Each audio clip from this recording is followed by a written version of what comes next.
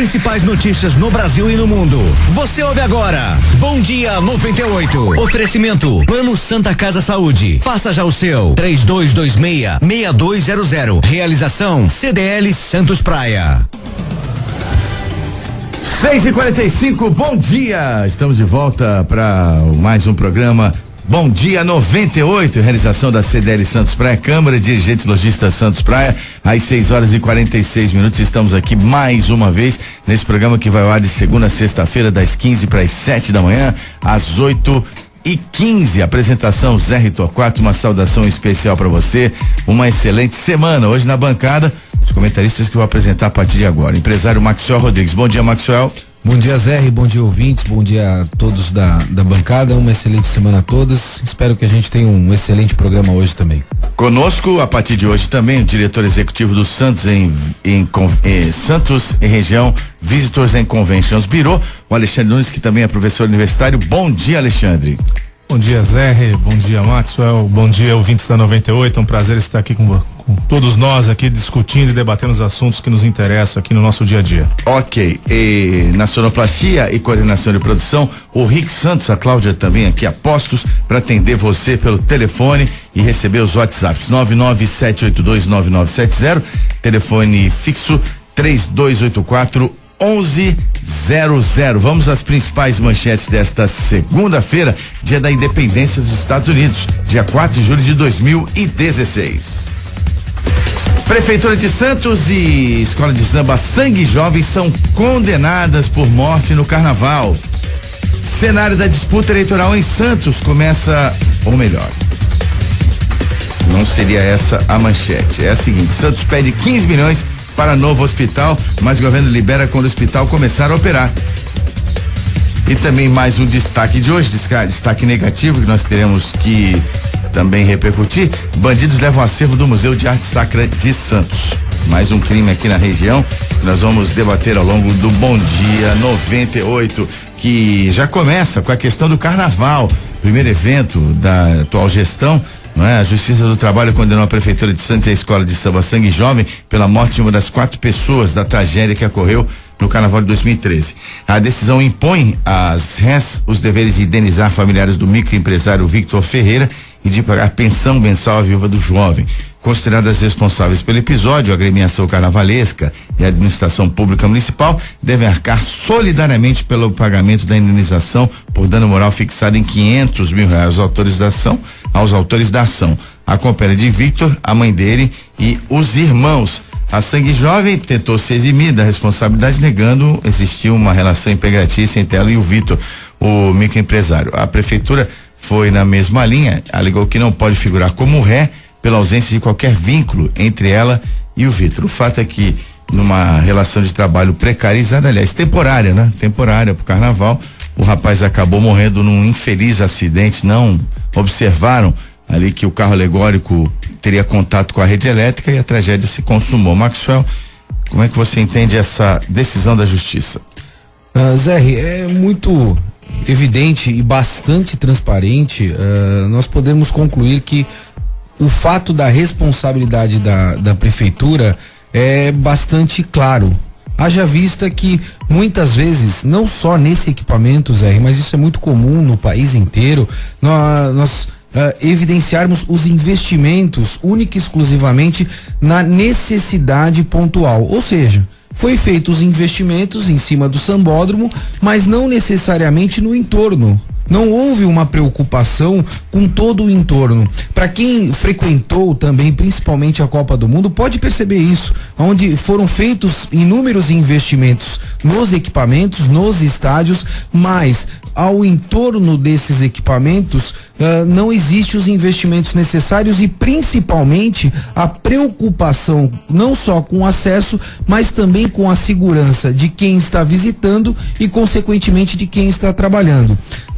No tocante à própria Sangue Jovem, também é claro a relação existente, né, de vínculo entre a própria Sangue Jovem e o acidentado, né, ao fato que houve naquele momento, principalmente porque ele estava disponível para prestar aquele tipo de serviço.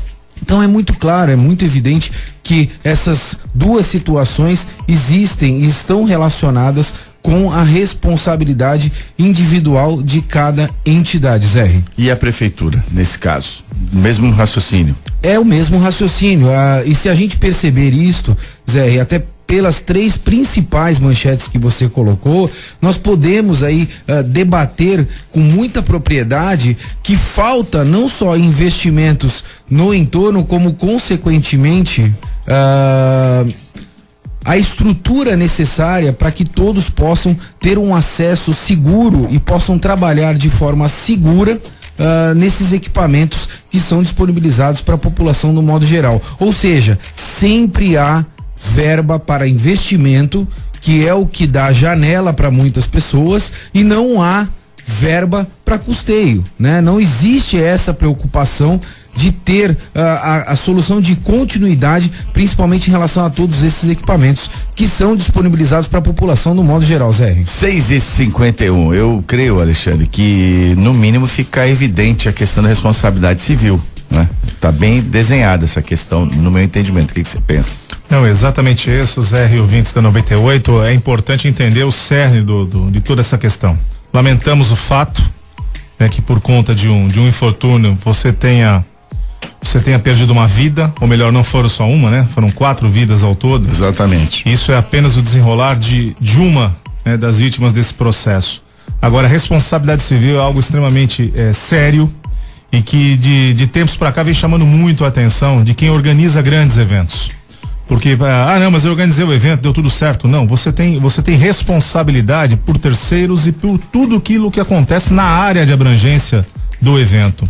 Então essa é uma preocupação muito grande e talvez, independente da situação de não ter avaliado melhor a condição do entorno, e aí, Max, você tá coberto de razão, porque muitas vezes só se pensa no ponto, né? Que é, não, resolvi o problema da área de desfile. Sim, mas você tem toda uma parte de infraestrutura, de suporte, você tem que ter uma infraestrutura ali capaz de dar uma dispersão adequada, e ali, lamentavelmente, não se observou, né, que um cabo de alta tensão poderia também ser atingido por um carro alegórico, que cada vez mais, né, ficam maiores, ficam sob o aspecto cultural muito mais bonitos, mas acabam representando um risco quando você tem um entorno ali desprovido de infraestrutura.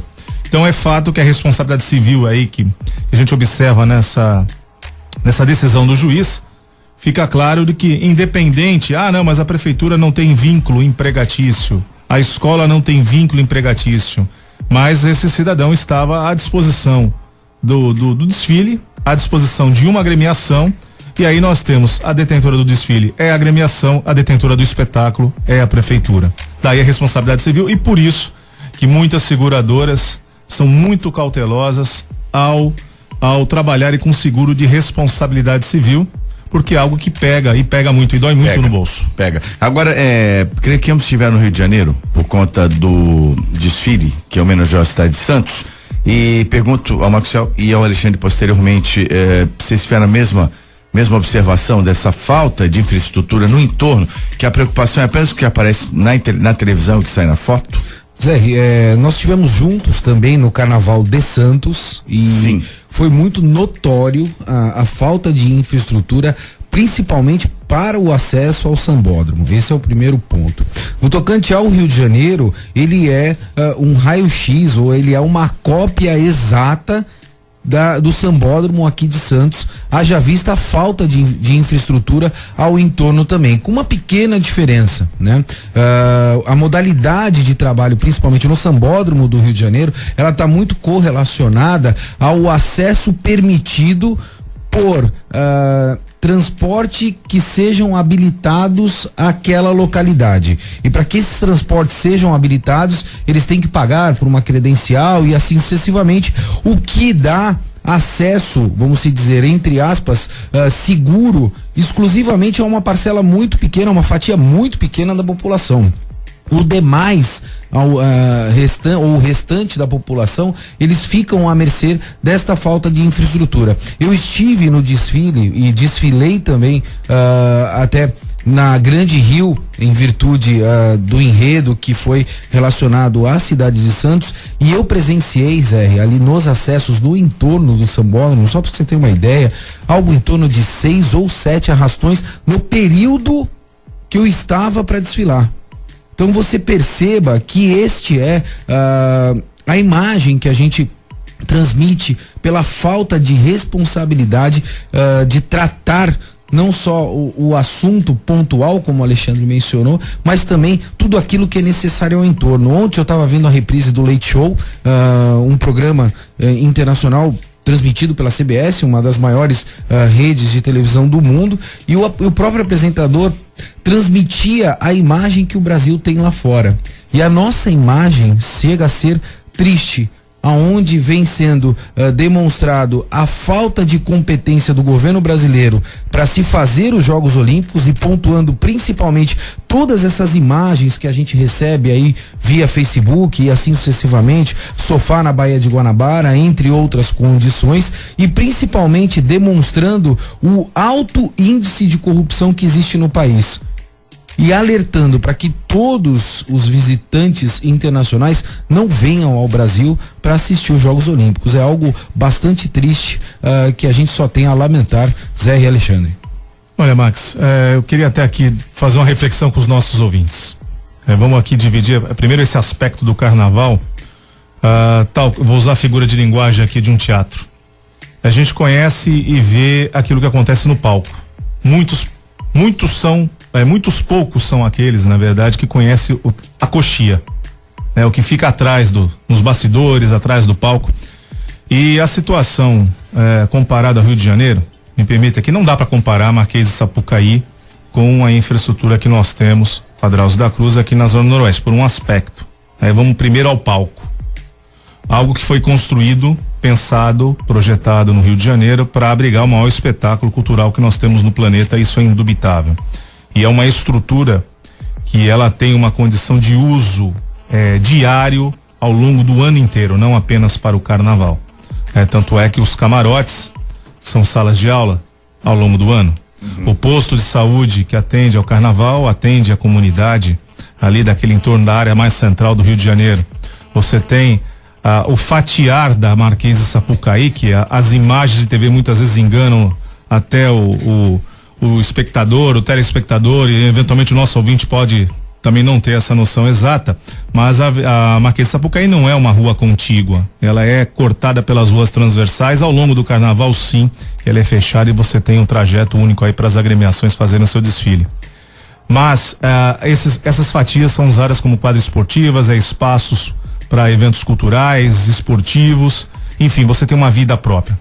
O entorno da Marquês de Sapucaí não é a coisa mais bela. Nós estamos falando ainda de uma área degradada do Rio de Janeiro. A comparação foi feita em relação ao acesso, Alexandre. Sim, onde eu vou chegar. Aí nós vamos para Coxia. É inacreditável. O problema é muito similar. O problema é exatamente o mesmo, Max. Esse é o assunto. Por isso que eu dividi aqui com o nosso ouvinte e fiz o exercício do palco e da coxia.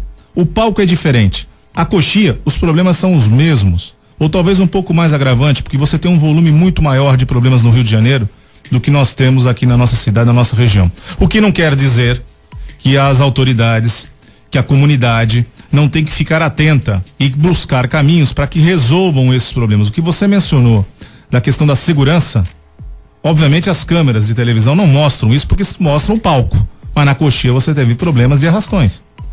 Você tem um problema de convívio, de diversas classes sociais do Rio de Janeiro, que é muito mais abrupto do que nós vivemos aqui na nossa cidade, na nossa região.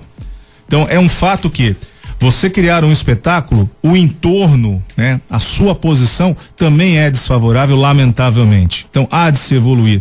E veja, Max, você comentou um aspecto. Há uma pequena parcela de transportes credenciados que pagam por uma credencial, enfim. No entanto, não é a grande massa. Não é a grande massa que se desloca para a Marquês de Sapucaí, no caso do Rio de Janeiro, utilizando desse transporte privado. Eventualmente é o transporte público que é utilizado. A estação de metrô nesse ponto não é mais próxima, a estação de trem não é a mais próxima, então você tem um problema. Agora me permita aqui, Zé e Max, e até o ouvinte também, terminar fazendo uma outra reflexão. Quando você pensa no espetáculo, você tem uma condição diferenciada no Rio de Janeiro pela própria infraestrutura, né? Você pega até a questão da construção dos carros alegóricos, da chegada dos carros alegóricos, das alegorias, né? Falando português um pouco mais técnico, das alegorias, você tem uma estrutura montada no Rio de Janeiro para pensar no brilho do carnaval. E aí, se me permite aqui também, eu vou inverter a nossa discussão, não mais pelo lado trágico, mas pelo lado positivo, do que representa o carnaval e a indústria do carnaval, Zé e ouvintes da 98. O carnaval não é apenas o desfile em fevereiro.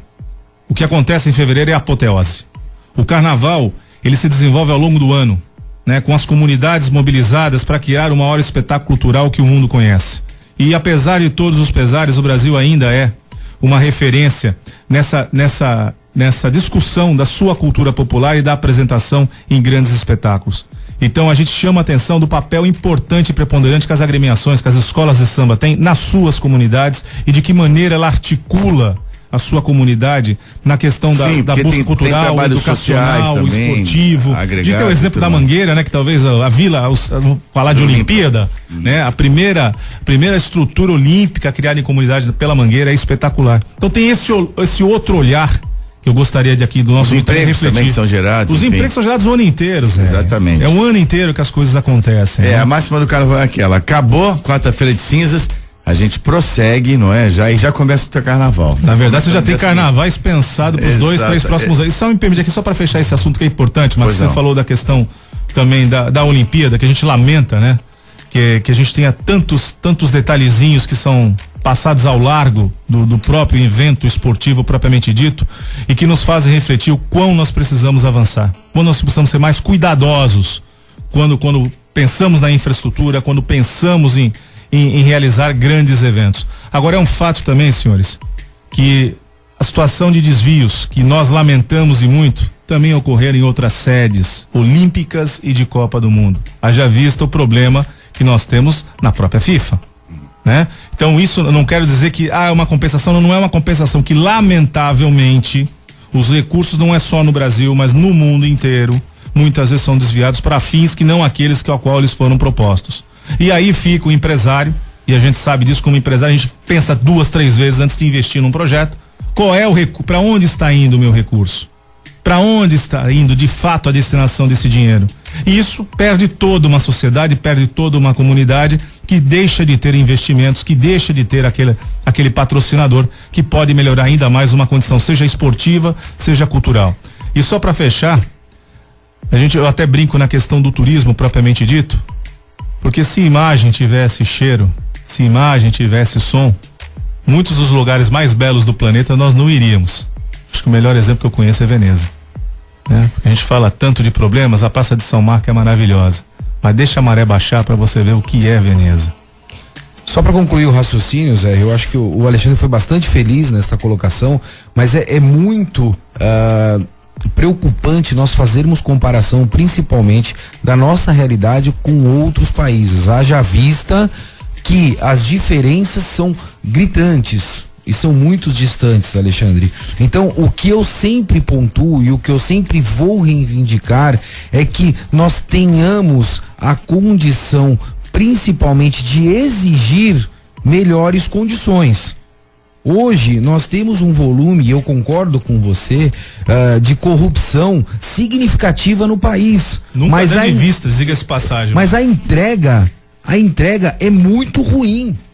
A entrega, ela é muito deficitária. Você tem lobby oficializado nos Estados Unidos, você tem corrupção na Europa, sim. Mas a entrega, a preocupação com o indivíduo, com a população, ela é primordial. Você tem a obrigatoriedade de entrega responsável. Não são obras como acontece aqui no Brasil. Isso é um longo debate que nós podemos passar aqui dias conversando sobre isso, não é verdade, Zé? É isso aí. 7474, temos algumas notas para passar aqui para os nossos ouvintes. A Polícia Federal deflagra a 31ª fase da Operação Lava Jato. Não temos maiores detalhes sobre os alvos dessa operação, mas você vai ficar sabendo aqui no Bom Dia 98. Quanto às Olimpíadas, existe uma situação parecida aqui com a Baixada, né? O entorno, os acessos na Baixada Fluminense são alvo de muitos assaltos. Hoje são assaltos diários, violentos, com mortes. E o presidente Barack Obama, segundo traz aqui a informação do Rick Santos, o Barack Obama talvez não venha. A Michelle Obama já está confirmada, vai acompanhar os Jogos Olímpicos do Rio de Janeiro nesta edição de 2016. Agora é hora de Balsas e Estradas. Balsas e Estradas. Às 7h05, travessia Santos Guarujá com 5 balsas, o tempo de espera de 15 minutos em ambos os sentidos. Travessia Guarujá Bertioga, uma balsa em operação, o tempo de espera de 30 minutos em ambos os lados. Travessia São Sebastião e Ilhabela, 2 balsas em operação, tempo de espera de 25 minutos nos 2 sentidos. Vamos voltar ao tema que é o Hospital dos Estivadores. Santos pede 15 milhões para novo hospital para o governo federal, mas a liberação só será feita quando o hospital efetivamente começar a operar. 7h06. O governo federal não pretende repassar dinheiro para o custeio do Hospital dos Estivadores em Santos, antes que o complexo esteja aberto, comprovando atendimento pelo Sistema Único de Saúde, o SUS. O Ministério da Saúde diz ainda que é fundamental a Prefeitura apresentar a complementação dos documentos necessários para análise técnica e financeira das atividades. Por exemplo, a resolução da pactuação em comissão intergestores bipartite e regional, com essa resolução que não foi entregue, o cronograma de funcionamento do serviço da unidade e o plano operativo do hospital, o que ainda não aconteceu. Mais uma notícia que preocupa: o governo federal se diz inabilitado, né, ainda para liberar recursos, espera o funcionamento do hospital. Aí ficamos no impasse, né? Sem dinheiro o hospital não começa a operar e o governo federal só libera com o hospital em operação. E aí, Maxwell? Zé, a questão da saúde eu acho que é uma questão bem resolvida na região e até propriamente no país, né? Porque nós podemos deixar com que a burocracia venha a ter e principalmente ser o principal ator numa situação como essa, o que é bastante preocupante, né? Eu acho que falta, novamente falando, um pouco mais de responsabilidade e empenho de todas as esferas, e aí eu não estou falando só da esfera estadual também, e principalmente federal, porque a esfera federal é o que faz a gestão da verba estadual, para que esses 3 atores sentem numa mesa e se alinhem para que consigam colocar um equipamento como esse em funcionamento. Haja vista toda a necessidade que nós temos aqui dentro da região. É latente e evidente o comentário de qualquer cidadão aqui, qualquer indivíduo, de que o melhor hospital que nós temos na região é Imigrantes. E nós não podemos mais passar por isso. Nós temos aí uma série de enfermos tendo a necessidade imediata.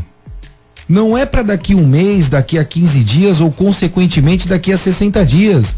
Essa necessidade é para hoje. E os governantes que nós temos aí precisam sentar numa mesa e se alinhar a fim de vencer essas burocracias, desculpa, entre aspas, ridículas, para colocar um equipamento no qual já foi feita uma série de investimentos em funcionamento, Zé. Nós precisamos ser um pouco mais sérios nas atitudes que são tomadas, principalmente na gestão pública.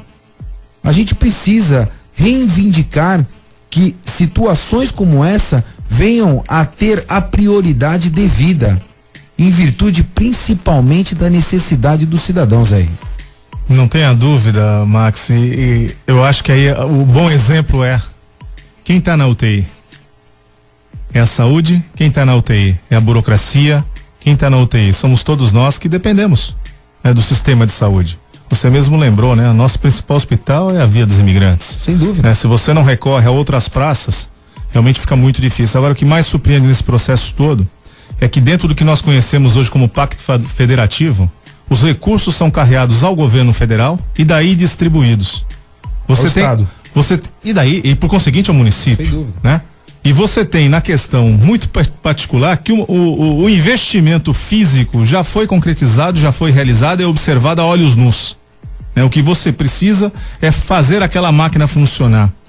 Será que o governo federal tem dúvida de que o hospital vai funcionar? Alexandre, porque me parece essa questão, né? Será que tem dúvida que o hospital vai funcionar? Será que Santos não precisa então mais de hospital? Vai ver que a ideia do governo federal é essa? Não, eu não vou repassar dinheiro porque Santos não precisa mais de hospital. Mas será que a região da Baixada Santista não precisa mais de hospital? Parece que a brincadeira é essa. Não, o hospital não vai funcionar, por isso que eu não vou pôr dinheiro. Mas o que é lamentável. Político, Alexandre, o DNA político, ele tá vinculado à questão do investimento. A preocupação tá só no investimento. O investimento já foi feita a inauguração, já foram lá, cortaram a fitinha, o bolo, estouraram a champanhe, mas onde está o custeio? Não existe no DNA hoje, principalmente político, a preocupação com o custeio. Existe verba para qualquer tipo de investimento, para supostos projetos como são feitos em inúmeras localidades, mas para o custeio, para a manutenção, a gente tem um excelente equipamento aqui na região que chega a ser referência, que é a Santa Casa de Santos, e que vive clamando pelo custeio insistentemente. Então, assim, vamos dar um passo atrás, até antes mesmo de se fazer um investimento como o estivador, né, o Hospital dos Estivadores. Por que não ter saneado primeiro a questão do custeio da Santa Casa? É a mesma coisa que está no cheque especial, se a gente puder fazer um comparativo, e está preocupado em comprar um carro novo. Essa que é a grande mudança política que o país precisa passar para que a gente tenha seriedade, principalmente com o dinheiro público e com os investimentos que são feitos rotineiramente em todas as cidades espalhadas aí pelo Brasil. Eu acho que, de repente você falou inauguração, né? Na verdade não foi anunciado assim, foi anunciado como uma cerimônia de assinatura do termo de liberação da verba por parte do governo estadual, não é? E agora, concordo, Zé, mas eu até te interrompendo, assim, eu digo que, eu estou dizendo, eu recebi o convite, o convite foi para a assinatura do termo. Eu não estou pontuando só nessa questão do Hospital dos Estivadores, né? Mas assim, deu mídia, né? Deu visibilidade, e parece que a preocupação está focada só nisso, o que não deve ser, né? Hoje, a mesma preocupação que houve-se para fazer este termo de abertura, ou o que quer que seja, tem de ter também para sentar na mesa com as duas outras esferas necessárias, Estado e Federação, para resolver o problema de custeio do hospital e efetivamente abrir o hospital para a população que clama por essa necessidade. É uma vergonha que está acontecendo no Rio de Janeiro. A colocação aqui da Rosana Monte Serra, aqui do Gonzaga. Obrigado, Rosana, pelo recado. Por dentro, tempo bom, pelo meu lugar, Madureira, e Rio todo eu lamento. Realmente essa questão do Rio está preocupando. Inclusive estou com um problema doméstico, né? Porque a minha esposa tá com muito temor de nós irmos à Olimpíada do Rio de Janeiro. Já estou com os ingressos comprados e com meu filho, então a minha ida ao Rio está em risco, né? Por enquanto está mantido. O que a gente lamenta, né, Zé? É verdade. Que você tenha que pensar 50 milhões de vezes antes de tomar uma decisão de uma viagem por conta daquilo que o destino te transmite de segurança, de sensação de segurança. Que a segurança, na verdade, você só vai perceber na hora que você está vivendo o dia a dia.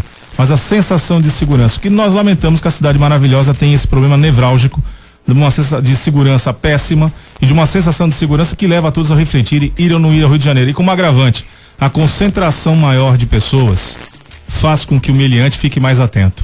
O meliante fica atento, o Estado um pouco mais negligente.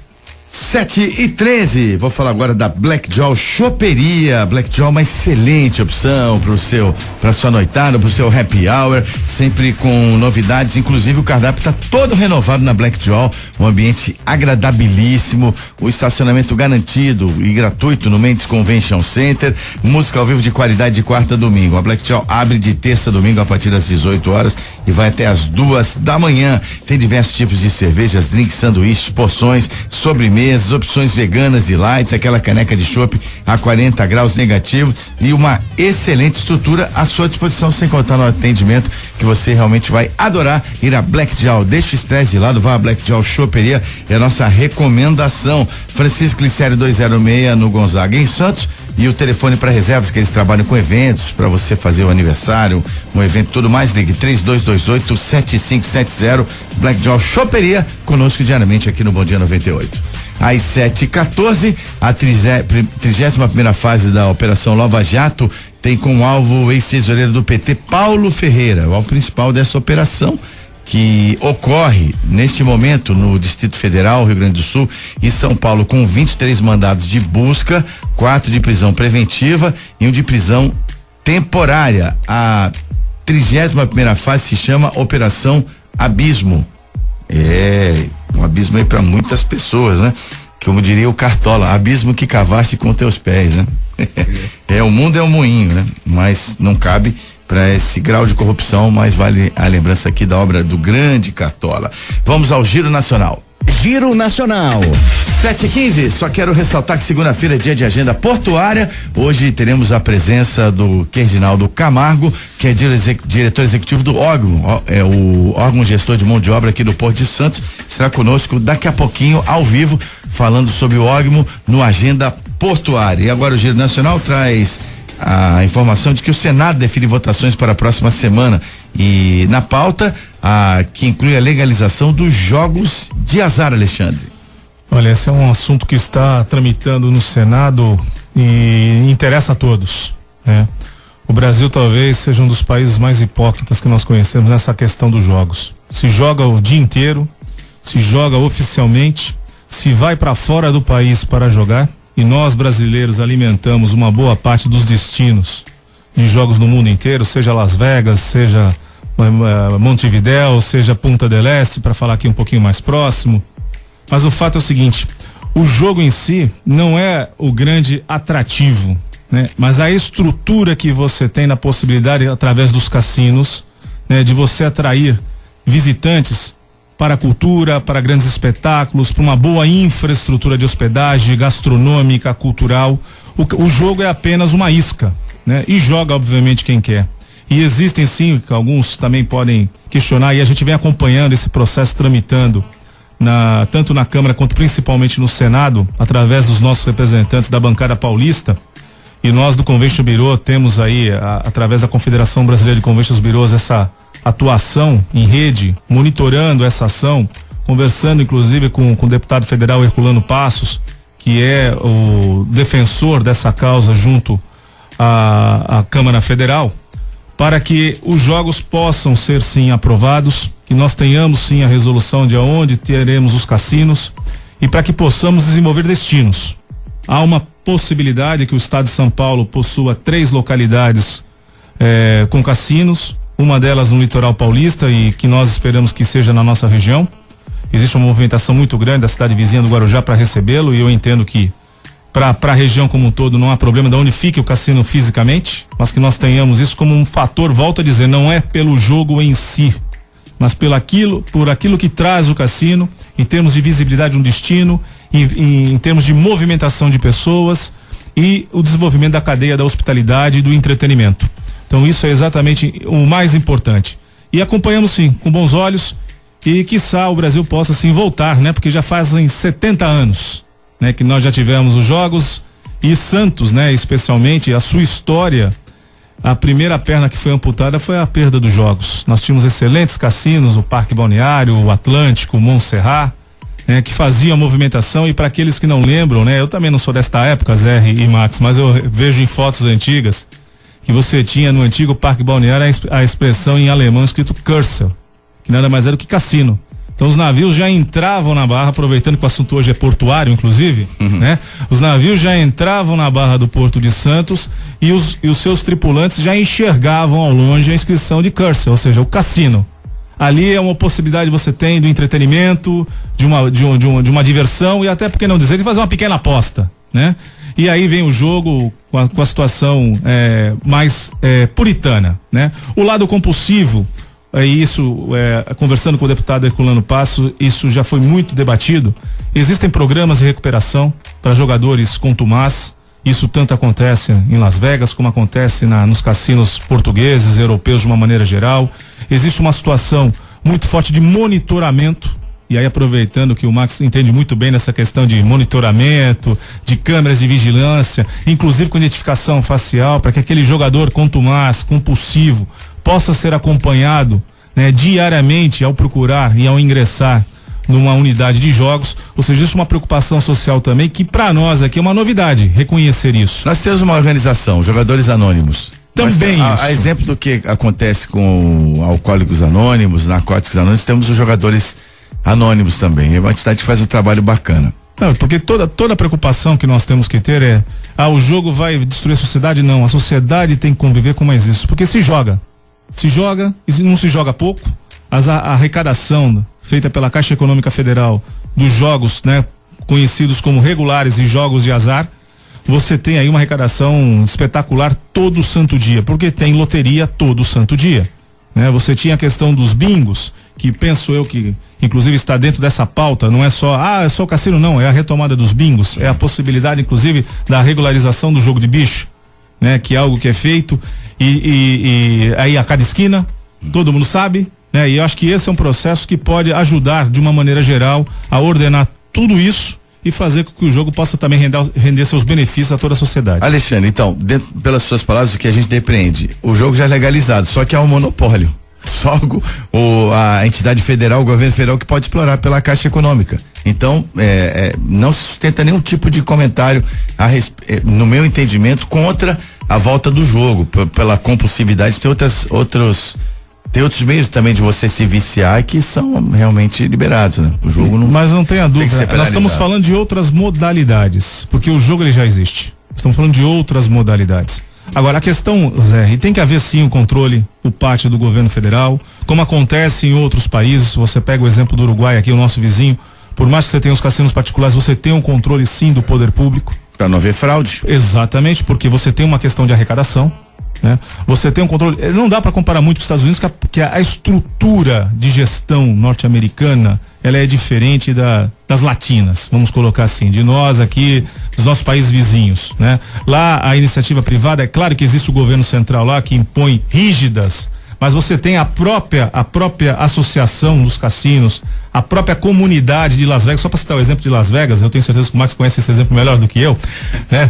Não que eu seja um jogador contumaz, mas um frequentador assíduo de Las Vegas. Mas a questão é, você tem uma organização, uma estruturação que garante a lisura, que garante os investimentos que são feitos na precaução, que isso não descambe para o lado negativo, né, do processo do que traz o jogo. E mais do que isso, que os investimentos e os reinvestimentos, gerando emprego, gerando renda, gerando condições de entretenimento e desenvolvimento da cadeia da hospitalidade, possam ser preservados. Então é este olhar que nós temos que observar pro jogo aqui no Brasil. Tenha dúvida, Zé, mais uma vez o governo precisa ter uma forma de legislar que não seja paternalista, né? E que consequentemente não venha só a trazer o indivíduo para o seu lado com algumas desculpas que não venham a atender principalmente a demanda do todo, né? A gente percebe que principalmente aí é uma questão de gestão pública e principalmente de percepção de finalidade, que principalmente os Estados Unidos é um país capitalista e tem foco no capitalismo, né? O nosso país é um país que ele tenta ser republicano, mas com uma percepção monárquica, ou seja, ele quer ser o pai de todos e controlar absolutamente todos, o que reflete também nessa questão do jogo, necessariamente, Alexandre. E aí eu fico me perguntando, até nessa linha de espaço-tempo, o pôquer é considerado um jogo de azar e que me parece que ficou regulamentado por si só, porque hoje considerado modalidade esportiva hoje. É uma modalidade muito praticada, não só no Brasil, mas como no mundo todo, né? Se nós falássemos aí há algo em torno de 5 a 6 anos atrás que nós faríamos uma mesa de pôquer, isso iria considerado ilegal, né? Não pode, não se deve, e hoje se tornou algo comum, e o que não prejudicou a população do modo geral. Então eu entendo que o cassino, como você mesmo mencionou, ele vai trazer muito mais benefício para a região do modo geral do que necessariamente um prejuízo para uma pequena parcela que tenha esse comprometimento de vício e assim sucessivamente. Eu conversei com o presidente dos senhores do Sindicato de Hotéis, Bares Similares, o Salvador Lopes. Ele torce muito, o Alexandre sabe disso, para que o jogo seja legalizado. Ele entende como uma redenção econômica da nossa região, e eu ouvi os argumentos, vou até trazer o Salvador aqui oportunamente. Eu concordo que os argumentos é bem nessa linha mesmo, mais benefícios do que malefícios. Tem a questão talvez religiosa aí, existe uma força contrária, mas só vamos pensar friamente, dos países cristãos, das 20 maiores economias cristãs, somente o Brasil não tem jogo regularizado. Então, até pelo olhar religioso, isso foi debatido inclusive pela Câmara dos Deputados e pelo Senado. Das 20 maiores economias, 2 das quais são islâmicas, aí onde o jogo, até por questões de dogmas religiosos, são proibidos, mas as outras 18 nações, das 20 maiores, somente o Brasil é um dos raríssimos países de origem que tem a predominância da religião cristã, independente do credo que você professe, que não tem um jogo. Essa votação será, entre outras votações importantes, até dia 13 de julho, quando se inicia o recesso do Congresso Nacional, e a expectativa é que passe e seja aprovado no Senado essa propositura da legalização dos jogos. Empresários da mira da Lava Jato já cita propinas de dono da Friboi e da Gol ao operador. O operador é o Funaro, né? É o Funaro, Lúcio Bolonha Funaro, que ele atuava junto a liberações de fundo de garantia para essas duas empresas. As propinas aí tem um valor relevante de cerca de 31 milhões de reais, né? O grupo proprietário da JBS repassou cerca de 31 milhões para a empresa do corretor de valores Lúcio Bolonha Funaro. A Gol também passou uma quantia também considerável, e os valores assustam mais uma vez, 31 milhões. Zé, é pra ficar chocado com a notícia? É novidade? É o mais do mesmo? Eu fico chocado ainda. Eu fico me perguntando. A gente debateu isso na semana passada, e principalmente como outros personagens, né? Mas só muda os personagens, e parece que o Congresso Nacional virou uma grande delegacia, né? Onde todos estão envolvidos, e ali necessariamente precisa se tomar medidas para que venham a estancar esses tipos de problema que a gente vem vivenciando. Haja vista principalmente a criatividade que tem da Polícia Federal em posicionar o nome de todas essas operações, né? Haja nome, né? A gente vê nome para tudo quanto é lado, e nomes diferentes, vai faltar nome para tudo isso. E eu fico me perguntando mais uma vez, falei isso na semana passada, volto a falar de novo, qual será o próximo passo político que nós teremos? A gente vem debatendo muito isso insistentemente. A população, do modo geral, ela foi pra rua, ela reivindicou algumas condições, mas hoje nós não conseguimos enxergar um cenário novo político. Quais serão as novas ações que serão tomadas? E muito me preocupa, até porque o próprio judiciário me parece que não tem uma bandeira verde e amarela. Ele tem uma bandeira vermelha e branca. Haja vista as últimas medidas e ações que foram tomadas pelo Toffoli, principalmente relacionado ao Paulo Bernardo. Então, não sei, e me preocupa muito qual será o principal desdobramento. E fica aqui a aposta, tá, Zé? Eu acho que depois de tudo isso que vem acontecendo, daqui a 10 anos teremos o Sérgio Moro nos livros de histórias e assim sucessivamente, e também novas ações como essa, porque nada foi feito, nada mudou. Esse grupo que está lá, ele não está legislando para que o modelo de operação seja mudado. Não, nós vamos continuar tendo dentro daqui a 10 anos, 15 anos, 20 anos, não mais a Lava Jato, mas a Lava alguma coisa, a operação do mensalão, mensalinho e assim sucessivamente. Nós ainda não estamos mudando, e a grande diferença, Alexandre Zerri, vai ocorrer principalmente nas próximas eleições. A grande resposta tá aí. Se nós tivermos, ok, as mesmas pessoas dentro do novo cenário político, é porque a população quer que continue dessa forma como nós estamos. Eu acho que o Max, você falou, é mais do menos. Eu tô mais preocupado com a minha calculadora. Eu já não consigo mais somar quantos milhões estão se falando em cada operação. E não tem dinheiro para custeio. O que mais o país não tem dinheiro para custeio. O país tem o dinheiro, o problema é que esse dinheiro está saindo pelo ralo, né? E o que a gente está indo para o submundo. Esse é uma coisa que nós lamentamos, e você me lembrou, Max, a situação vem aí as próximas e novas eleições. Como a sociedade vai encarar esses novos fatos? E há de se mudar. E somos nós, né? Não é só falar que atrás do microfone, tem que mudar, você tem que mudar, quem tá falando também ao microfone tem que mudar a sua forma de pensar, a sua forma de agir, para que possamos transformar um país. Agora, você só se transforma com conhecimento, você só se transforma com educação, e aí mais uma vez, nós falamos tanto aqui da saúde agora há pouco, vai voltarmos a falar inúmeras vezes sobre educação, porque somente esse é o caminho que vai nos dar a transformação. Neste momento, precisamos de gente com fiel da balança, sim, com mais responsabilidade para com a sociedade brasileira. e não em advogar em questões de ordem política partidária. Que muitas vezes nós acompanhamos o que acontece e aí as bandeiras estão por baixo das togas. E nós não podemos ter isso.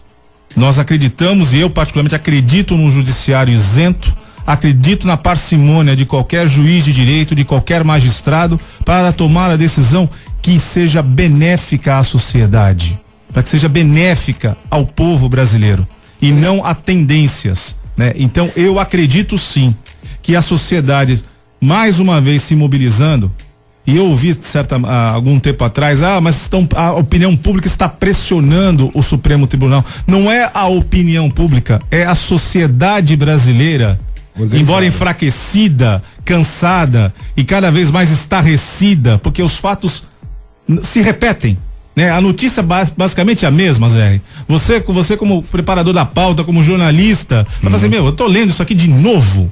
Infelizmente, parece um disco quebrado, né? O LP ali arranhou e a gente tá ouvindo a mesma trilha todo santo dia. E volto a dizer, eu estou preocupado com a minha calculadora.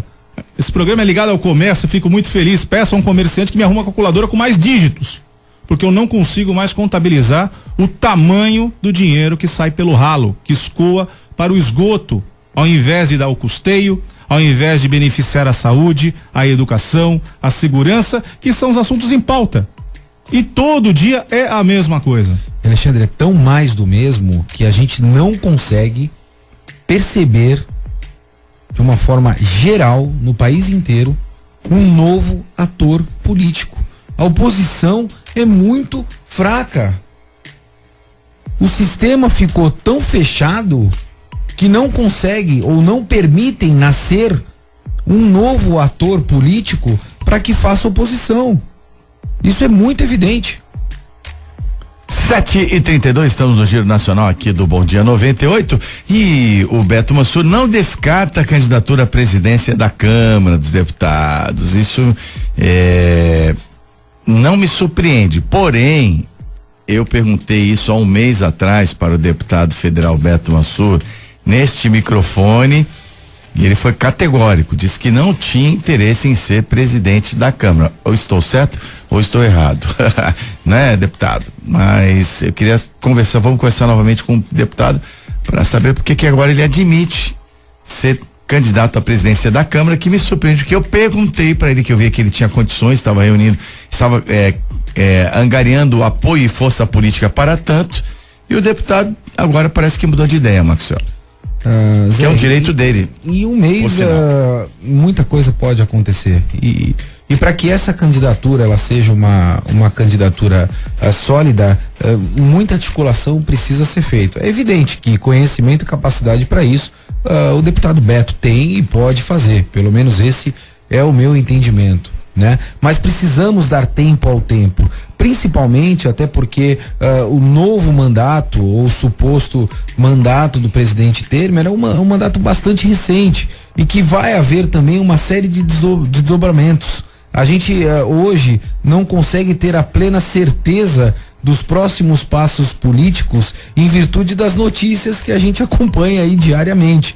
Então fica bastante difícil se planejar e se programar. E todos aqueles que vêm necessariamente sentando nessas cadeiras com responsabilidade, vem sofrendo uma evidência muito grande e precisa estar protegido de alguma forma para que consiga desenvolver um trabalho bastante sério nesse sentido. Eu acho, volto a dizer, principalmente pelo trabalho que eu vi o Beto desenvolvendo como secretário na mesa, na relação do impeachment da última presidente, eu acho que ele tem competência e capacidade para desenvolver principalmente um trabalho político e, Beto, com novas situações, com mudanças, que é o que a sociedade vem clamando hoje.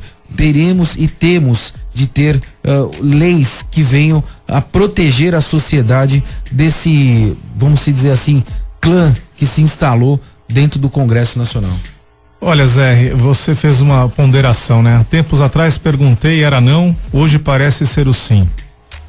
O fato é que as coisas mudaram, né? E a gente vem acompanhando os trabalhos em Brasília e a gente observa que determinadas posturas adotadas inclusive pelo primeiro secretário da mesa, vamos falar aqui do nosso deputado Beto Mansur, talvez lhe confie essa situação de repensar.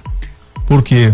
Na questão da condução durante o processo de impeachment e nas ações que estão sendo feitas decorrentes disso, com a mudança do presidente da casa, né, assume o vice-presidente, o secretário acaba tendo uma situação até de dar um tom, né, operacional e com parcimônia ao trabalho do Legislativo Federal. A gente tem observado aí com destaque a atuação do deputado Beto Mansur.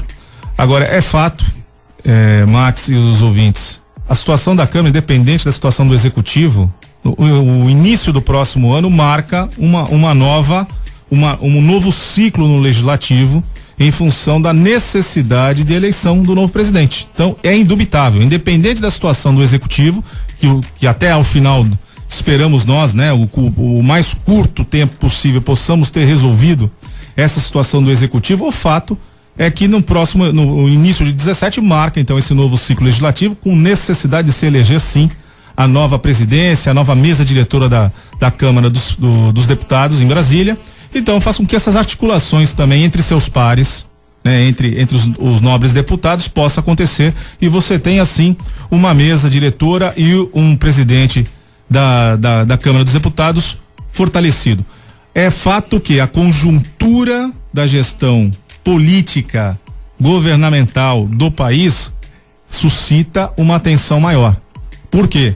Numa eventual consagração da situação atual, ou seja, concretizado o processo de impeachment do Executivo, assume o vice-presidente. O próximo na linha sucessória é o presidente da Câmara Federal. Então o ouvinte também tem que ficar atento a isso e talvez por isso uma ação firme, e você mesmo lembrou agora, Max, com novas ideias, com uma nova cultura, que eu acho que isso, eu não tenho dúvida que os nossos representantes aqui da nossa região podem sim dar esse tom da prosa, com muita credibilidade, com muito equilíbrio, porque é o que o país hoje precisa. Gente equilibrada para assumir a dianteira das questões públicas. 7h37, é o Bom Dia 98. O ouvinte Frank coloca o seguinte: bom dia, não é só o Rio que tá um caos, o Brasil inteiro tá uma vergonha, tanto saúde, educação, futebol, política, tudo. E o pior é que não consigo enxergar uma luz no fim do túnel. Parabéns, boa semana a todos. A esperança é só o que nos resta. Obrigado ao Frank, obrigado pela mensagem. O Caio Chamarelli, gostaria de saber a opinião de vocês diante do atual cenário nacional. Quais são as expectativas ou projeção do ponto de vista de vocês sobre o restabelecimento da economia do país e, consequentemente, geração de empregos? A situação é preocupante. Caio, eu vou te pedir paciência, você continua conosco, nós vamos na sequência, estamos na hora, sobre a hora aí do quadro Agenda Portuária. Daqui a pouquinho eu vou refazer a sua pergunta aos nossos comentaristas. Obrigado pela participação. O recado agora é da APO Planos Odontológicos Empresariais, referência em benefícios para seus funcionários, com mais de 200 dentistas credenciados na região, cobertura em todo o território nacional. O APO tem uma central de atendimento exclusiva que funciona 24 horas por dia. Setor de auditoria, controle de qualidade permanente. Pra você ter uma ideia, a APO é certificada pelo ISO 9001 em todos os seus departamentos. Tem muitas empresas que já acreditam na APO. Grupo Mendes, Unimed, Santa Casa, Rodrimar, entre outras, Santa Cecília, entre outras. Você pode ser também um dos daqueles que tem como benefício para os seus funcionários o plano odontológico da APO. Ligue 21044000 ou acesse apoodonto.com.br.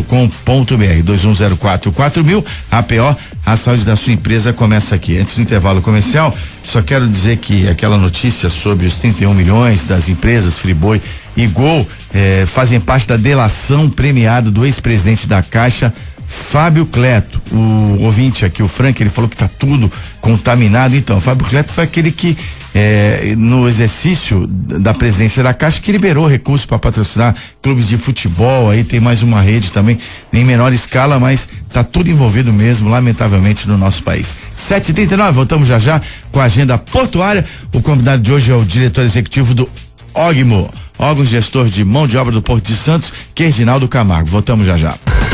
Você está ouvindo Bom Dia 98. Oferecimento Plano Santa Casa Saúde. Faça já o seu. 3226-6200. De volta aqui no Bom Dia 98, realização da CDL Santos Praia. Zé Torquato com você até às 8h15 da manhã. Obrigado pela audiência, pelo prestígio do nosso programa jornalístico, que segue aí sua trajetória, e creio que com muito sucesso, pelo menos o retorno é muito positivo nas pessoas que a gente encontra, né? Conversa sobre o programa, mas você pode opinar também, críticas também são válidas pelo 99782-9970, telefone fixo é o 3284-1100, tem também nossa fanpage facebook.com/bomdia98. Hoje na bancada os comentaristas Maxwell Rodrigues e Alexandre Nunes e o secretário, aliás, o ex-tesoureiro do PT, o Paulo Ferreira, já teve a prisão decretada pela polícia, pela justiça, não é? Está aí realmente no escopo da 30ª fase da operação Lava Jato, deflagrada no dia de hoje, né? Pegou o pessoal aí de surpresa, né? Pessoal que costuma passar aí o fim de semana no sítio dos amigos, né? Que vai, aqueles amigos bem legais que emprestam o sítio 150 vezes por ano, né? Podem acordar na segunda-feira com uma surpresa. Bom dia, Cinderela, né? É isso aí, 7h43, vamos debater os assuntos do Porto. Agenda Portuária. E conforme nós anunciamos, o convidado de hoje é diretor executivo do órgão gestor de mão de obra do Porto de Santos, o Reginaldo Camargo. Camargo, bom dia, obrigado por atender o nosso convite. Bom dia a todos, bom dia, senhor. Maxwell. Bom dia, senhores, bom dia a todos. É um prazer estar aqui com vocês. Ok, Maxwell, você que tem mais contato com o Camargo, né? Você pode fazer uma apresentação dele, que tem uma vasta experiência na área portuária. Zé, obrigado até por essa honra. Conheço o Camargo há bastante tempo, eu acho que algo em torno de 18 a 20 anos. O Camargo veio da iniciativa privada e assumiu mais recentemente aí a diretoria executiva do órgão gestor de mão de obra, que é um órgão, no meu entender, que pode ter um papel bastante diferenciado, principalmente no Porto de Santos, haja vista as demandas futuras que o Porto de Santos precisa ter, principalmente relacionadas aos sindicatos e principalmente à mão de obra que o Porto de Santos carece nesse sentido. Bom dia, Camargo, obrigado tê-lo aqui. É um prazer debater sempre essas questões portuárias com você, não só na qualidade de fornecedor, muitas vezes na qualidade também de parceiro e amigo também, Camargo. Obrigado, Maxwell, você é sempre muito gentil. Ô Camargo, então vamos abrir o leque, é uma agenda portuária, uma agenda eminentemente para debater essa principal fonte econômica aqui da região, principal porto da América Latina. Nós fizemos questão de abrir esse debate, mas extravasando um pouco a comunidade portuária, vamos fazer exercício para o nosso ouvinte também entender melhor a questão. Eu queria que você explicasse para a gente o que é o OGMO e quais são as principais atribuições do órgão. Ele, tecnicamente, ele é instituído por lei, né? Ele começou pela Lei 8.630 em 93, depois mantido pela 12.815. Ele é uma instituição sem fins lucrativos. A lei obriga que os operadores portuários de cada porto instituam e mantenham seus órgãos de mão de obra. Esse órgão, essa instituição, ela tem por função principal cuidar do trabalhador portuário avulso, seja saúde, seja treinamento, seja a escala, seja fornecimento de EPI, seja uniformes. Ele é o responsável, seria como, a grosso modo, não querendo comparar com a iniciativa privada, como se fosse um RH, ok? Um RH de uma empresa. Então ele seria o grande responsável pelo trabalhador avulso no Porto de Santos ou em todos os portos do país. E a questão trabalhista é sempre muito sensível nos portos, né? Você tem uma modificação tecnológica que avança a cada dia, mas sobre algo pontual que chegou ao conhecimento da comunidade, da população pela imprensa, a categoria de ativadores realizou uma paralisação de 24 horas aqui no Porto de Santos recentemente. A reivindicação é a paridade na contratação de trabalhadores vinculados e avulsos, ou seja, os trabalhadores ligados aos terminais, por força da CLT, têm acesso ao trabalho, bem como os vinculados, né? Que os vinculados não, os avulsos, que tem essa categoria, tem o sindicato, e agora a convocação tem sido na base de 50% dos vinculados e dos avulsos, né? E a categoria parece que discorda disso. Como algo se posiciona em relação a esse tema, que é a principal reivindicação é justamente a paridade? Vamos lá. A paridade em si é um acordo coletivo, foi função de um acordo coletivo. A própria lei, ela permite que o operador portuário execute as atividades portuárias com mão de obra avulsa e ou vinculada. Então, ele pode sim contratar, desde que seja dentro do quadro de trabalhadores do ógimo. O trabalho portuário, de forma geral, ele tem a exclusividade, é o que determina a lei hoje. Então, o trabalhador de estiva, somente o trabalhador de estiva pode ser contratado em regime de CLT para fazer esse trabalho. Então, o que acontece até há pouco tempo atrás? Existia um acordo coletivo entre as empresas da Câmara do Container que dizia que 50% da mão de obra dos trabalhos executados pelas empresas seria feito por mão de obra vinculado, estivadores contratados em regime de CLT, e os outros 50% passariam a ser por mão de obra avulsa, com todas as suas características escaladas pelo OGMO, mantendo a mesma quantidade de fruto já do acordo coletivo, né? Isso, fruto de um acordo coletivo. Sim, porque qual era a proporção anterior?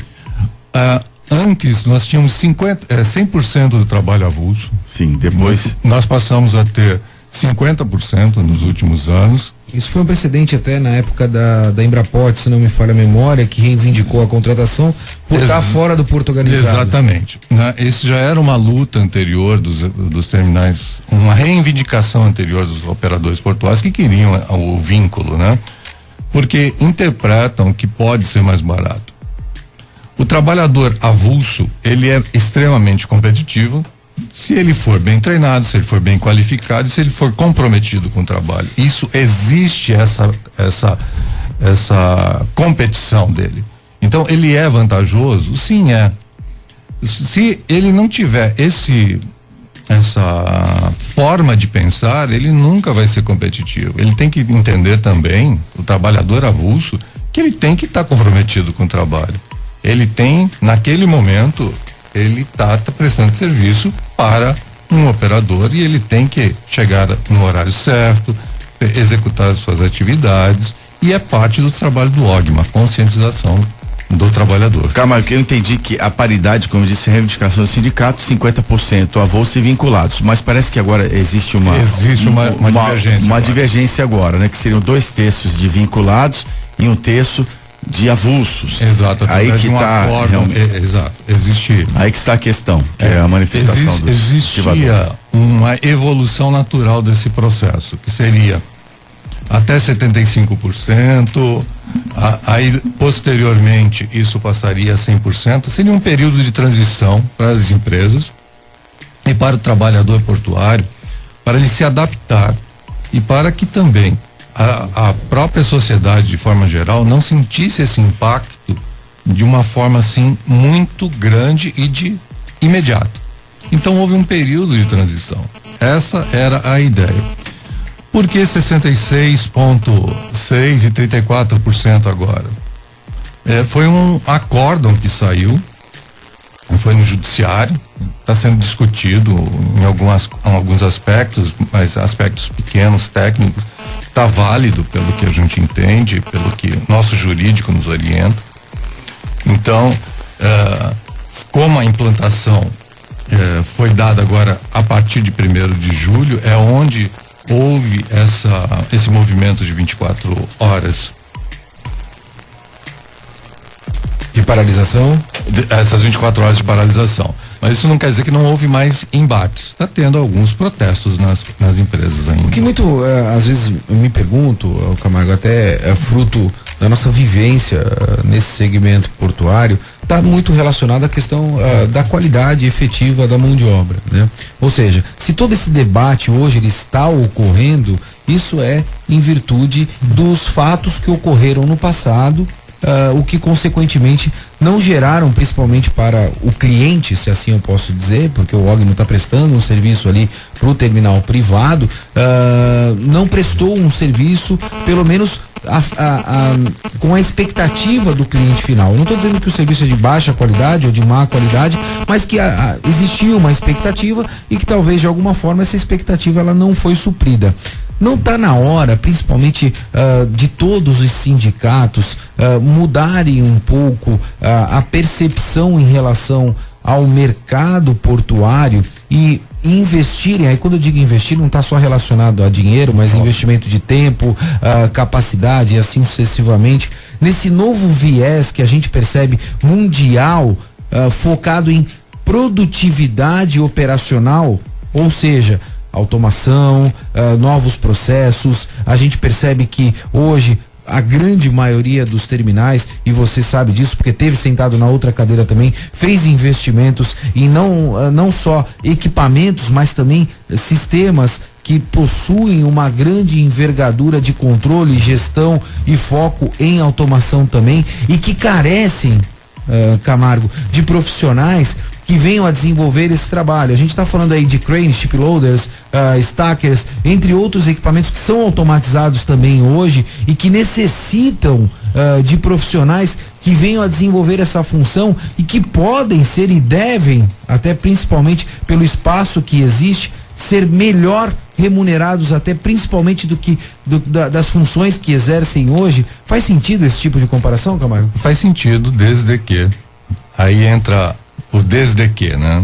Você tem que mudar muitas das filosofias e muitas das percepções sindicais que existem hoje. Nós temos que pensar em multifuncionalidade, por exemplo. Existem categorias hoje que estão com excesso de pessoas indo na mesma linha da automação, ok? Do trabalho manual, que não tem necessidade de tanta gente. E tem outras que precisam ainda de outros tipos de mão de obra mais qualificada e que precisam ser qualificados. Mas você tem, por questões de não ter uma política regrada de multifuncionalidade, que é um trabalhador de uma categoria poder fazer a outra, exercer a outra, por ser de sindicatos diferentes, porque você tem recolhimentos de DAS ou outros tipos de atividades ou treinamentos diferenciados, você tem que ter essas políticas regradas. O que cabe ao OGMO fazer nesse tipo de coisa? Cabe ao OGMO executar o que as partes pactuam. O OGMO, na verdade, ele é um grande gestor. Ele só pode fazer aquilo que o operador portuário ou aquilo que o sindicato dos operadores portuários faz em comum acordo com os sindicatos. Eu não posso simplesmente implantar, vou usar uma expressão de goela abaixo, o que o OGMO gostaria de fazer. Eu não posso dizer que o Maxwell vai operar máquina e depois ele vai operar um coletor de dados. Eu não posso fazer isso. Isso não tem base legal. Eu tenho que seguir a lei. É diferente de uma empresa privada onde eu treino. Você está cerceando a evolução do profissional, né? De alguma maneira, porque é diferente. Se você inicia numa categoria, para que você possa evoluir, você tem que seguir uma série de regras, né? Em alguns aspectos, o OGMO ele é muito engessado, porque como ele é instituído por lei, ele tem obrigações legais a ser seguidas. Então, ele está lá definido o que ele pode ou o que não pode fazer. Diferente da tua empresa ou da empresa de qualquer um de nós. Lá você pode pegar uma pessoa que começou na portaria e treinar e ser o diretor da empresa depois de alguns anos, desde que você dê a qualificação adequada. Esse seria o grande movimento que a gente deveria fazer. O trabalhador que deveria ser o inicial, o braçal, ele chegar à operação de máquina ou outro tipo de operação onde ele está plenamente qualificado. Alexandre. Então, Camargo, eu queria ir dentro dessa linha, da qual também o Max já posicionou, você tem uma transformação nas atividades portuárias e retroportuárias. Isso já aconteceu ao redor do mundo inteiro e seguramente não vai ser diferente aqui no Brasil nos próximos anos. E a preocupação que reside, e sempre será essa, é mão de obra, postos de trabalho, qualificação. Diante desses novos cenários, que eu volto a dizer, não vai ser diferente no Brasil, isso é uma questão de tempo e esse tempo cada vez mais está sendo abreviado. Como é que você enxerga à frente de uma entidade tão importante e gestora da mão de obra das atividades portuárias? Qual é o futuro para esse profissional do porto? Qual é o futuro, né, da gestão de mão de obra dentro das atividades portuárias no Porto de Santos? As atividades portuárias, elas, além de serem muito dinâmicas, elas são muito diversificadas. Então você vai ter o trabalhador extremamente qualificado, aquele que necessita conhecer equipamentos de ponta, com conhecimentos de língua inglesa, conhecimentos de computação, como vai necessitar ainda do trabalhador que vai fazer a apeação de carga com prego e martelo e cunha, porque é o tipo do trabalho que nós executamos. A atividade portuária, ela tem uma gama de cargas, uma gama de navios diferentes e que passam pelo Porto de Santos. Não é só o container, não é só o granel. Nós temos o ro-ro, nós temos navios com carga geral, cargas especiais, tem navios onde você trabalha com cargas volumes excessivos, onde você tem que ter, por exemplo, conhecimentos de engenharia para saber onde é o ponto de içamento daquela carga, para ter o ponto de equilíbrio, porque é uma carga totalmente excêntrica e ela tem que ser apeada adequadamente. Às vezes você tem que fazer uma cama de apeação de madeira para apoiar essa carga, e ela tem que ser muito bem feita, e quem sabe fazer isso é o pessoal que está lá trabalhando, porque ele tem um know-how de 30, 40 anos, às vezes até mais. Nós temos trabalhadores aí do Porto de Santos que têm 50, 60, 70 anos de vida e que estão no Porto há 50 anos trabalhando. Isso se eu não falar dos que têm 80, tendo pessoas do sindicato que têm 80 anos trabalhando, sem nenhum demérito. E eu acho que nós temos que trabalhar mesmo. Eu acho que é válido trabalhar. Camargo, muito obrigado pela sua presença. Para encerrar o Agenda Portuária de hoje, vamos falar um pouquinho do cenário portuário, deixando um pouquinho as atividades do órgão, né? Até pela situação política do país, mudança de governo, pelo menos provisória no momento, há uma indefinição no comando da Secretaria Especial dos Portos, né? Para o setor, qual o impacto que você entende que pode refletir nesse momento econômico difícil que o país atravessa? Com dificuldade, né? Nós temos aí a CEP, ele foi um grande marco para a atividade portuária como um todo. Ela tirou o que era mais no Ministério do Transporte para um foco dentro do mercado, o trabalho portuário e também a atividade portuária como um todo. Então, hoje, do jeito que nós estamos sem pai nem mãe. Nós estamos aguardando decisões, nós precisamos de força política. A atividade portuária, ela é a porta de entrada e saída da grande parte do nosso produto interno, que vai sair, e nossa exportações e importações do nosso mercado internacional. Então, aqui se faz divisas, é aqui que vai entrar dinheiro e vai sair dinheiro, não é em outro lugar, são nos portos. E se nós não tivermos foco na atividade portuária, com profissionalismo, com uma atividade forte, rentável, não vai ter resultados práticos, nós vamos continuar patinando. Mas, Camargo, para que isso aconteça, eu acho que tem de se haver uma união bastante sólida, principalmente de todos esses condomínios, porque eu chamo de condomínios, né? Você tem uma série de terminais privados dentro de um órgão público, e isso nada mais é do que um condomínio aqui no Porto de Santos, entre outros portos aí espalhados pelo Brasil. Enquanto não se houver uma união principalmente sólida, para que haja uma representatividade a fim de legislar e cuidar dos interesses, dificilmente eu quero crer que os portos brasileiros eles venham a ter a atenção devida. Por que eu digo isso? A gente percebeu agora notoriamente, algo em torno de 3 meses atrás, que houve, principalmente da classe artística, um movimento muito grande em função da exclusão do Ministério da Cultura, né? E aí, consequentemente, Isso implodiu no país todo e foi revertido. E aí eu fico me perguntando, Camargo, até porque nós somos da área, a gente se conhece, não é um mercado grande, tá? Apesar de ser um mercado monstruoso, eu sempre costumo dizer isso, ele não é um mercado grande, todos se conhecem, você tem que ter especialidade para isso e assim sucessivamente, mas é um mercado que se retraiu, que não tem representatividade. Não é verdade. Mas, até porque, aí eu vou só pontuar e finalizar a minha percepção, nós não temos hoje uma representação, um nome, ninguém foi nomeado ainda para um cargo tão importante que nós necessitamos dentro desse segmento, que é o segmento portuário. A questão dos artistas, eles chamam a atenção porque tem mídia. Esse é um fato, eles usam a mídia que tem o nome de peso de cada um deles e que eles usam isso e bem.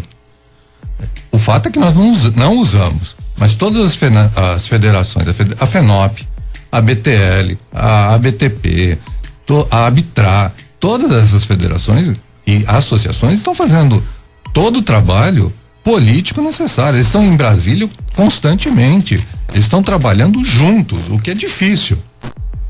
Para o quê? Para tentar fortalecer esse nome e tentar fortalecer também a atividade portuária. O problema é o seguinte, Marcos, não adianta só essas instituições. O que precisa também é o envolvimento das cidades, o que importa também é o envolvimento dos trabalhadores, o que importa também é o movimento de cada comunidade. Porque senão, o que é feito o governo? O governo é feito de cada um de nós. É nossos votos que contam. É isso que vai valer. É isso que vai fazer a diferença. Só isso. Senão não adianta. Não adianta o Max obrigar o Camargo ou o William. Não é isso que vai fazer diferença. É o conjunto. A BTL, junto com a FENOP, junto com a Arbitrar, são associações. São sopas de letrinha que estão lá brigando, buscando a mesma coisa. Fortalecer a atividade portuária, ter um marco regulatório adequado. Fortalecer o que nós temos de melhor, a atividade portuária. Isso é o que nós precisamos fazer. Camargo, eu tava até me despedindo de você, mas eu vou te pedir para ficar mais um pouquinho, que os ouvintes mandaram perguntas. Uma delas não é pergunta não. A Sandra Alonso da Aparecida diz assim: bom dia, bom saber sobre o órgão tão importante para a nossa cidade, cujo porto é extremamente fundamental para o país. É sempre bom estarmos inteirados sobre as atividades que ele exerce, afinal fazemos parte desse universo. É graças a programas como o Bom Dia 98 que a esperança não nos abandona. Obrigado. A Sandra Alonso aí destacando por ter um entendimento e conhecendo melhor sobre o OGMO. Eu vou te pedir brevidade por causa do tempo nas duas perguntas que eu vou te fazer, mas não posso deixar de fazer que os nossos ouvintes dedicaram um tempo para entrar em contato conosco. Bom dia, é o Alan do bairro do Gonzaga. A minha pergunta é que com o avanço da tecnocracia e a terceirização do objeto direto da mão de obra, há uma tendência de extinção do OGMO e todas as cooperativas que existem nesta área? O OGMO não é uma cooperativa, não? Então, o mercado portuário, ele é reservado, ele tem uma reserva legal. Então, a atividade só pode ser feita pelos sindicatos. Então, não existe essa possibilidade. E o Frank diz assim, ele pergunta sobre os cursos de capacitação que o OGMO oferece para a sociedade e não só para os trabalhadores. Existem cursos abertos? Não, na verdade não. O OGMO, como é uma entidade sem fins lucrativos... Por tudo que você explicou. Exato. Ele não tem fins lucrativos, ele não tem receita. Ele tem uma verba só de custeio. E ele recebe as verbas de treinamento através do PREPOM, que é uma verba que vem através da Marinha, que é direcionada exclusivamente ao trabalhador portuário.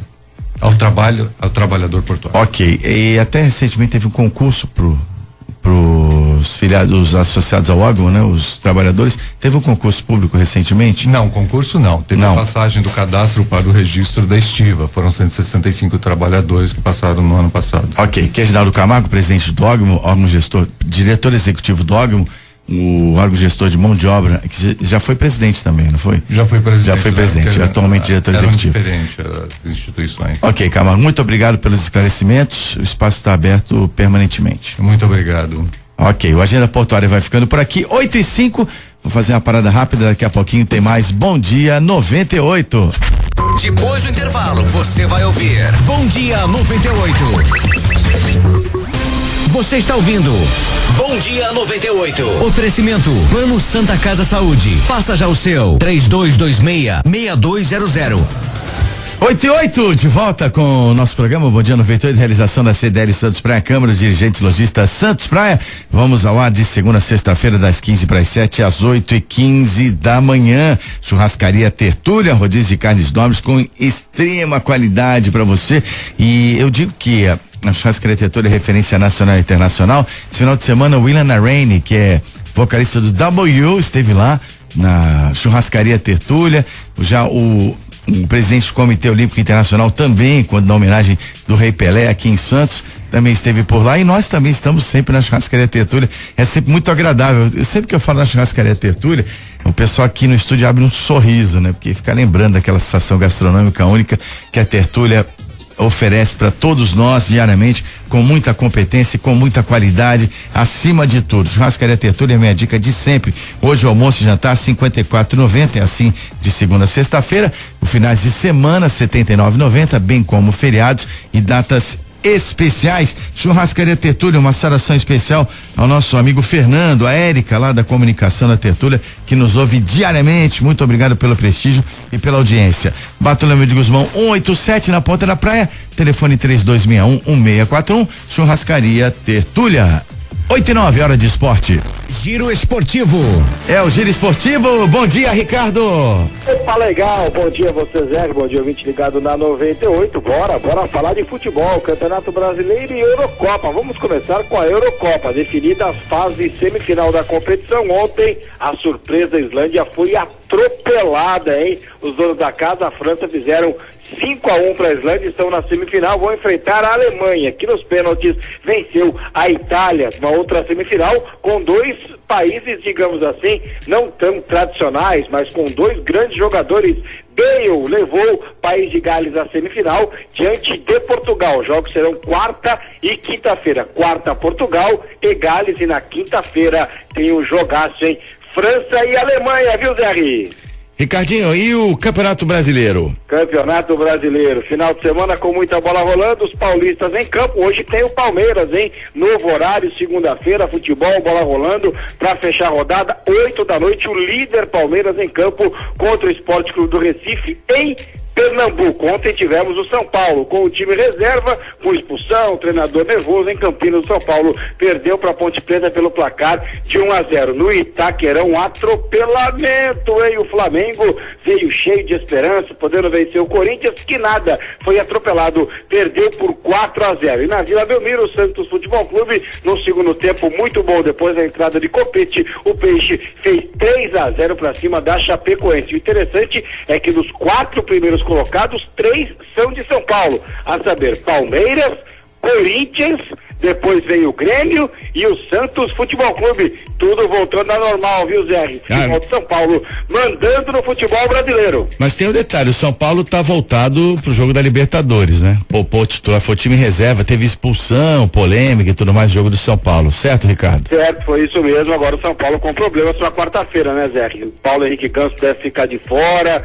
o São Paulo deve não ter aí o lateral esquerdo Mena, que voltou a trabalhar, mas é dúvida pro jogo. O Kelvin também não sabe se joga. São Paulo, quarta-feira, para mais de 60 mil pessoas no Morumbi, faz jogo de ida da semifinal da Libertadores da América, mas com muitos problemas, e achei o São Paulo ontem muito nervosinho, viu, Zé? Ricardinho, muito obrigado pelas informações. Amanhã tem mais com o nosso correspondente, nosso repórter Ricardo Martins de Esporte aqui no Bom Dia 98. Fechado, Zé. Eu volto amanhã para Armazém 26, materiais elétricos, hidráulicos e limpeza no centro de Santos. O endereço, Praça da República 36. Você pede, o Armazém 26 entrega para você. Ligue pra gente, 3221-3396.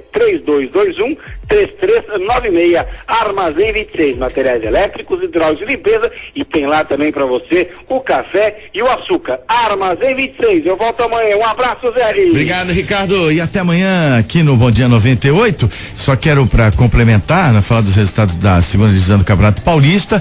Boa vitória da Portuguesa Santista contra o São Bernardo, 2-1 no sábado, resultado que ajudou o Jabaquara, que se ajudou também. Jabaquara venceu a Mauense por 1-0 e agora está na zona de classificação para a segunda fase, está em 4º lugar o Jabaquara. Para encerrar o programa, a nota que registra O assalto ao Museu de Arte Sacra de Santos, no litoral de São Paulo, foi alvo dos criminosos ontem de manhã. 3 bandidos entraram no local e roubaram diversos artefatos religiosos.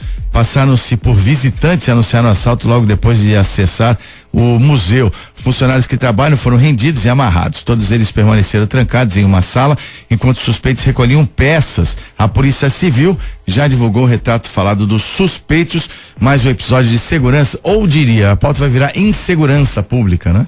Vai deixar de ser segurança e vai ser insegurança, um equipamento turístico, fruto do assalto, Alexandre. O que a gente lamenta muito, né? Muitas vezes o descaso que nós temos com o nosso patrimônio cultural, histórico.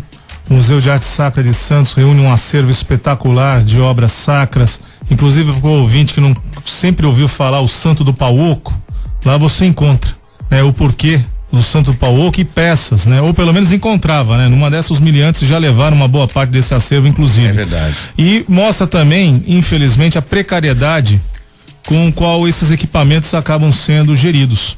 Você tem uma baixa procura, lamentavelmente, por parte desse acervo cultural e histórico, que muitas vezes a população acaba não acessando. As tarifas baixas para o ingresso favorecem, né, infelizmente, que a ação como meliante possa acontecer, e você não consegue ter os recursos para investir em infraestrutura, principalmente de segurança, de uma vigilância, de câmeras de observação, e aí é pauta pro Max, inclusive, né, especialista nessa área, o quão isso seria importante para que pudéssemos preservar esse acervo histórico, esse patrimônio cultural espetacular. E independente da situação lamentável do assalto ocorrido ontem, eu acho que a gente pode usar os microfones da 98, tem um ouvinte qualificado, para que possam conhecer o nosso patrimônio cultural, que façam uma visita, que vá visitar, vá conhecer um pouco mais da nossa história. A história desse país passa pela nossa região. Será que esses bandidos têm noção do valor dessas obras? E aí que eu fico me perguntando, porque aí tem tudo a ver com crime. Se é um crime de quadrilhas especializadas, me parece que não.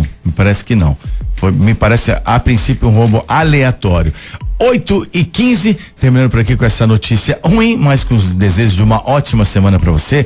Agradecendo ao Maxwell Rodrigues, ao Alexandre Nunes, ao Rick Santos, à Cláudia, a toda a nossa equipe, a Giovana Rodrigues aqui, prestigiando em loco o nosso programa Bom Dia 98. Se assustou, né? Filha do nosso comentarista Maxwell Rodrigues, muito obrigado pela visita e mais uma vez a você, obrigado pela audiência. Estaremos de volta amanhã às 15:45 da manhã aqui no Bom Dia 98. Um abraço e até lá. Tudo o que acontece no Brasil e no mundo. Você ouviu Bom Dia 98. Oferecimento Plano Santa Casa Saúde. Faça já o seu. 3226-6200. Realização CDL Santos Praia.